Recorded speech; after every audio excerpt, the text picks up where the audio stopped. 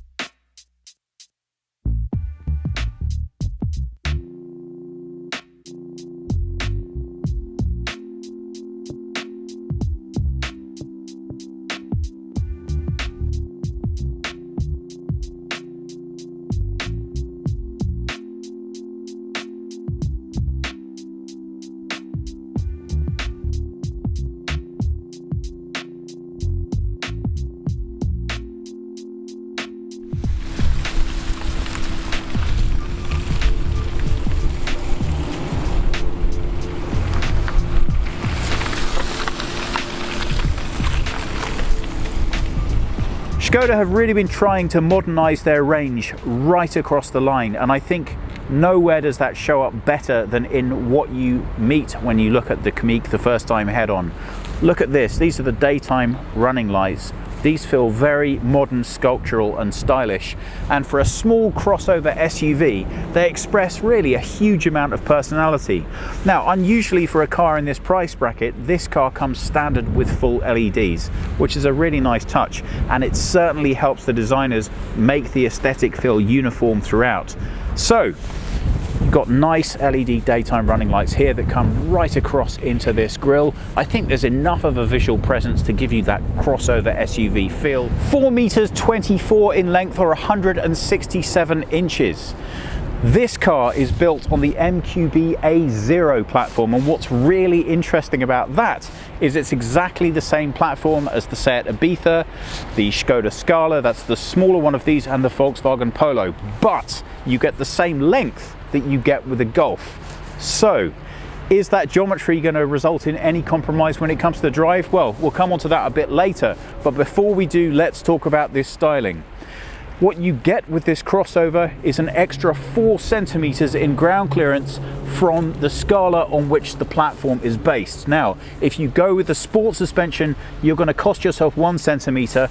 So really, you're talking about that much additional ground clearance. Well, I think a not bad is what I would give this car. For me, possibly it's the size of this vehicle, possibly it's the appalling weather that we're experiencing today, but the color that you go with this vehicle makes a huge difference, probably because of the size. Now, with this darker sky and more drawn in grays that we have, this green really pops out. When we were offered our choice of the lineup to drive today, we both instantly agreed that green was the color to go with. It really does a nice job of bringing out these details in the rear lights.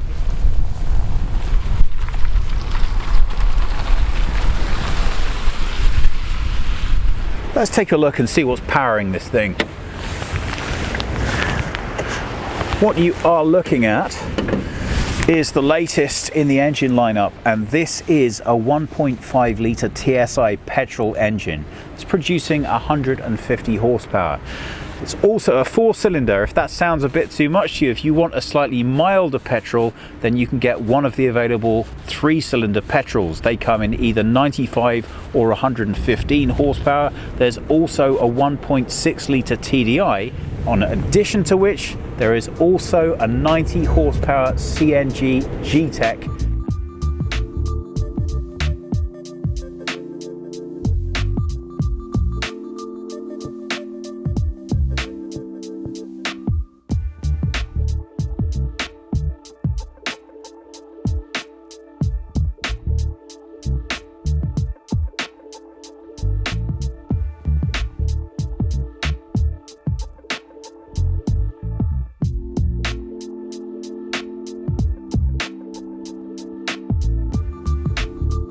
If you get the Kamiq, you can get it in one of 3 different trim levels. There is Active, Ambition and Style.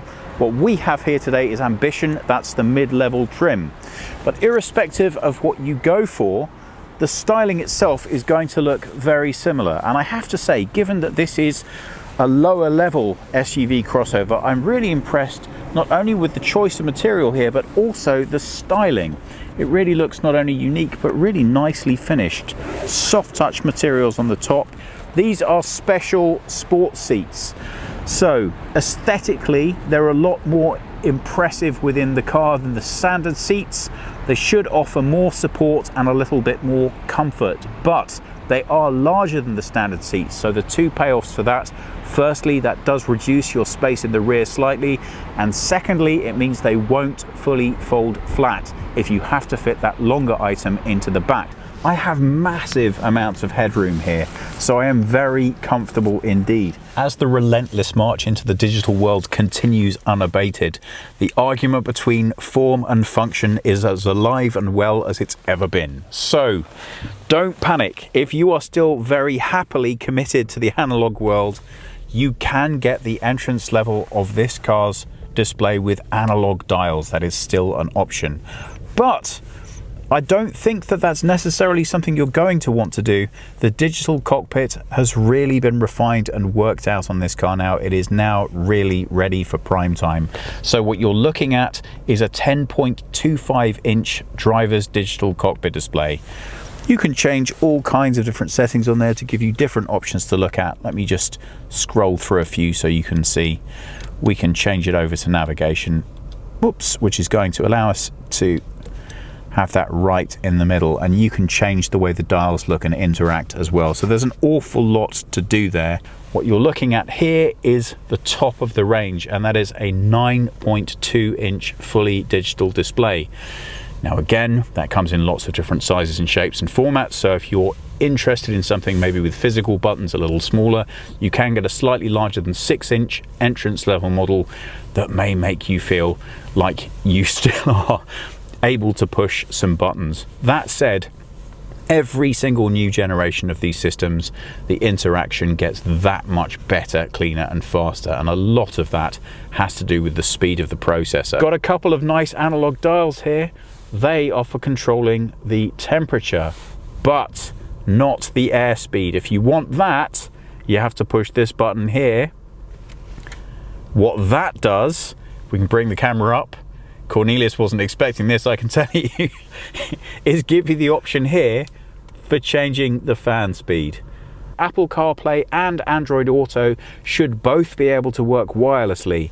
Finally, we're getting that technology, which is great, because of course it means you get in the car, slam in the phone and forget about it. Well, this is not the largest platform in the world, so I have to admit I wasn't expecting particularly huge things from the back, so I'm very pleasantly surprised.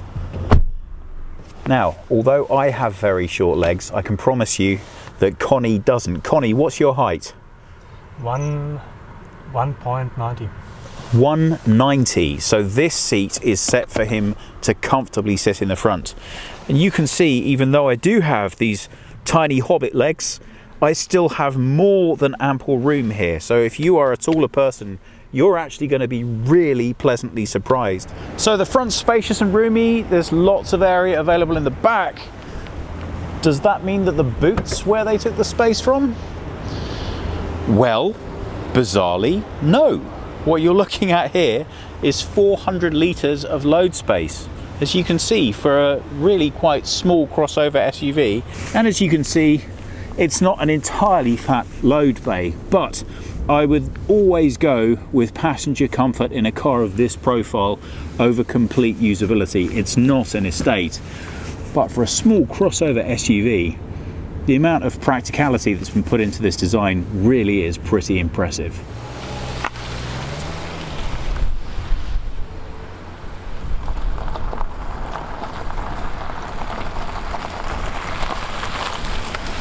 It doesn't matter what you say to some people about how far the technology's come on, what's changed, they will never ever be prepared to accept that a 3-cylinder car can deliver exactly what they want from it. So enter the 4-cylinder 1.5 litre petrol version of the Skoda Kamiq.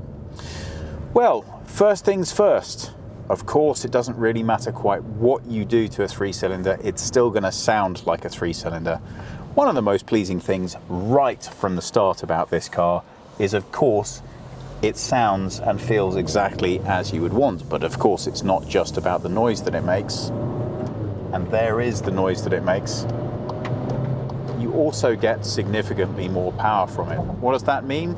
Well, if you want to go 0 to 100 kilometers per hour in the smaller petrol version of this car, you're going to be needing 10 seconds to do it.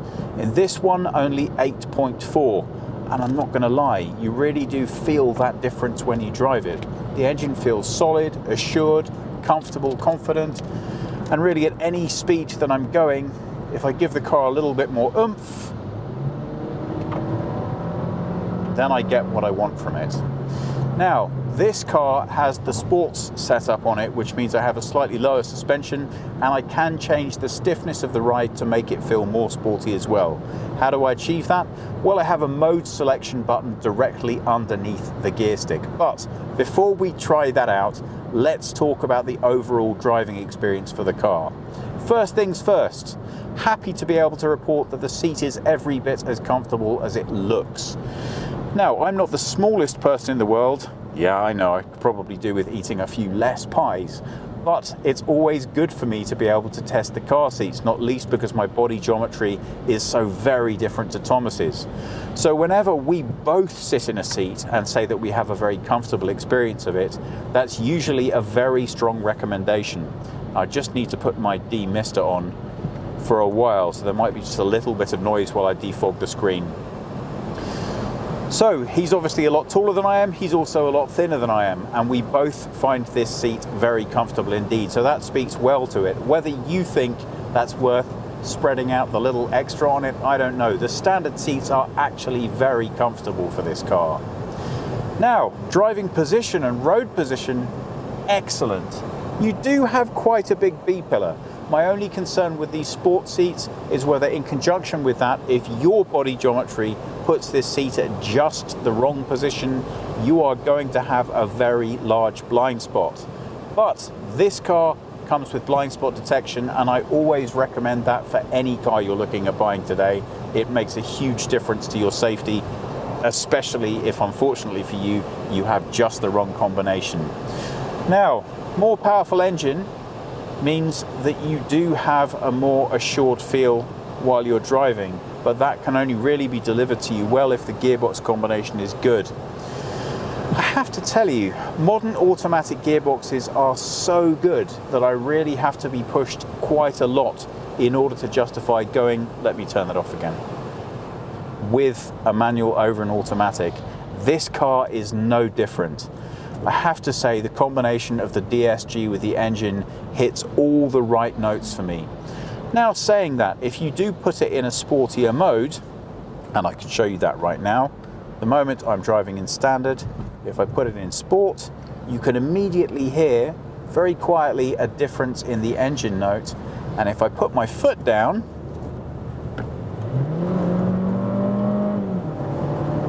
then you get the full effect.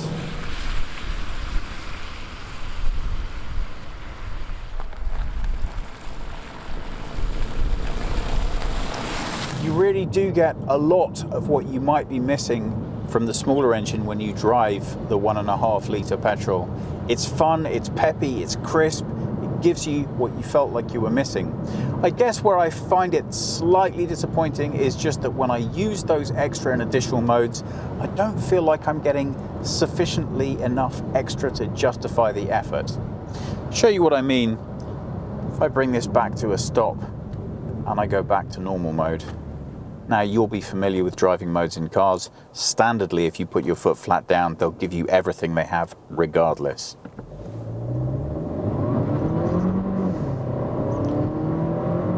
I'm not likely to be wanting to do any more than that in day-to-day life, and I like the way that the engine sounds to me in that mode as if it's doing what I expect it to do.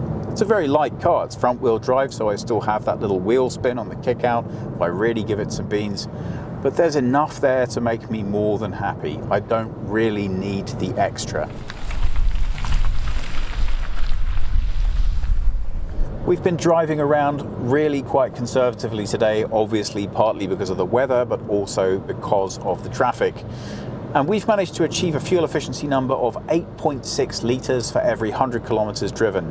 Now that compares more than favourably with the 6 to 8 litres promised for the smaller petrol engine. So, okay, it might be less efficient to run, but it's certainly reasonably within the same ballpark, and I wouldn't use that as a reason not to go with this larger engine.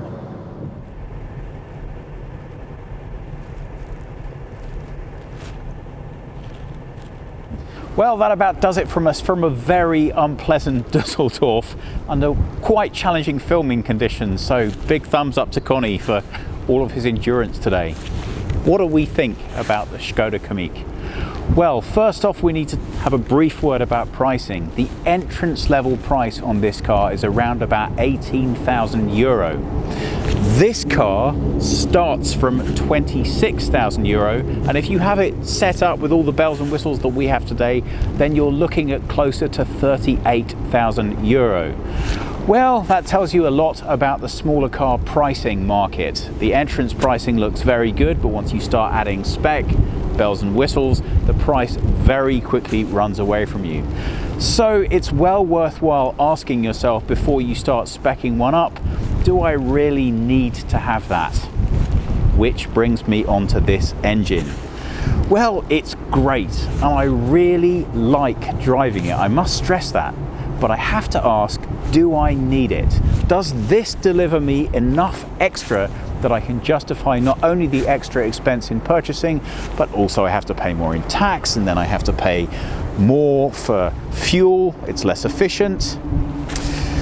Well, I have to tell you, given that this is a small crossover, my choice of the lineup as it currently stands would be the mid-size petrol.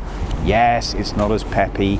Yes, you've got 1.5 more seconds on its 0 to 100 acceleration. But most cars adapt to the way you drive over time and vice versa. And you can have an awful lot of fun out of that mid-size engine. Now, I would completely recommend that you try both. And if you try the mid-size and you say, look, it's just not for me, then by all means, go for this one. It's a really great drive and it's a lot of fun. I'm just not completely convinced it delivers enough extra to really meet my expectation. Now, that said, if they make a sports version of this car, I'm going to be all about that. But for now, I would suggest the mid-size is the one to go for. And personally, I wouldn't get the sports suspension. Why? Well, it's kind of like the engine. It's great. It definitely enhances your fun of driving this car, but does it represent sufficiently good value for money that you should spring for it? Well, if I had to sum up this car and say what it does for me most of all, it puts back all of the fun that I got the first time I drove the Yeti. I was really disappointed when that came off the market. I thought it was cracking. And the number one reason why is it was so much fun to drive. This car is too. But you know what, when you're burbling along in a 3-cylinder, you're not having great expectations about what the car can really deliver, and because of that, it's very easy to make you happy. Once you start upping the size and putting things like sports suspension on, well, then you enter a whole new area of expectation. And the car does deliver, but can it justify that increase in price tag? Well, that ultimately is going to be up to you. Please tell us below. If you have any questions, pop them there as well. Please subscribe. Thank you very much for watching, and we hope we'll see you again soon.